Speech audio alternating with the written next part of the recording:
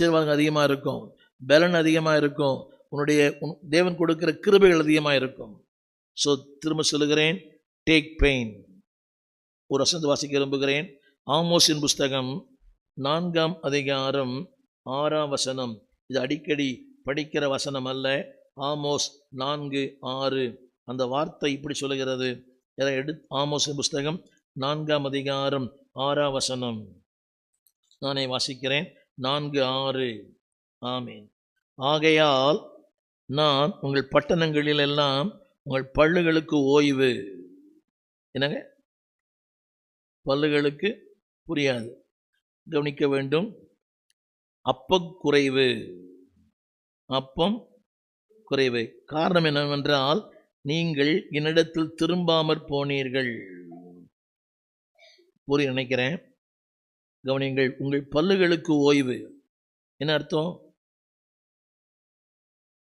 பல்லுகளுக்கு சாப்பாடு இல்லை, பல்லுகளுக்கு ஓய்வு. இரண்டாவது, உங்கள் ஸ்தலங்களில் எல்லாம் அப்பத்தின் குறைவு. இதுக்கு என்ன காரணம் தெரியுமா? என்ன காரணம்? 7ஆம் வசனுடைய கடைசி வார்த்தை, வயல் காய்ந்து போயிற்று. புரியுதா உங்களுக்கு? இன்னைக்கு திரும்ப திரும்ப சொல்லுகிறேன். ஹலோ, நான் சொல்லுகிற இந்த வறட்சி பெருசு இல்லை. பணம் இல்லை, சுகம் இல்லை, நிம்மதி இல்லை.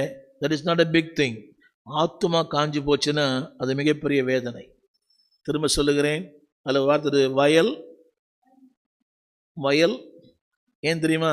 உழைப்பு இல்லை, அங்கே கடினம் இல்லை. கவனிங்க, அந்த எருதுக்கு எவ்வளோ வேதனை தெரியுமா? காலை முதல் மாலை வரை அவன் சும்மா இல்லை. அவன் கையில் ஒரு குச்சி இருக்குது, அதில் கூர்மையான ஆயுதங்கள் இருக்குது, மிலார் இருக்குது. அந்த மிலாட்டை அவன் அடிக்கிறான். இத்தனை அடித்தும் அது கவனிங்க, தன்னுடைய வேலை ஒழுங்காக செய்யுது. கரங்களை உயர்த்து. பாடுகள் உண்டு, போராட்டங்கள் உண்டு, வெயில் உண்டு, குளிர் உண்டு, சேறு உண்டு, சகதி உண்டு, ஆனால் மிகுந்த வரத்து உண்டு. எல்லாரும் கேட்குற கேள்வி என்னவென்றால், போன உடனே ஆசீர்வாதம் இல்லை. கவனிங்க, வயலை வாங்கினால் மிகுந்த வரத்து. அப்படியா? இந்த வசனம் போடுறீங்களா? 14:4 4ஆம் வசனம். வயலால் வரத்து அல்ல, எருதுகளால் தான் வரத்து. அந்த வார்த்தை படிங்களா? கவனிங்கள், வயலால் வரத்து அல்ல. வயல் இருக்குது, வயல் நல்லா தான் இருக்குது, அழகாக இருக்குது, ரொம்ப சூப்பராக இருக்குது. ஆனால் அங்கே பயன்படுத்தப்பட வேண்டிய ஒரு வேலை இருக்கிறது.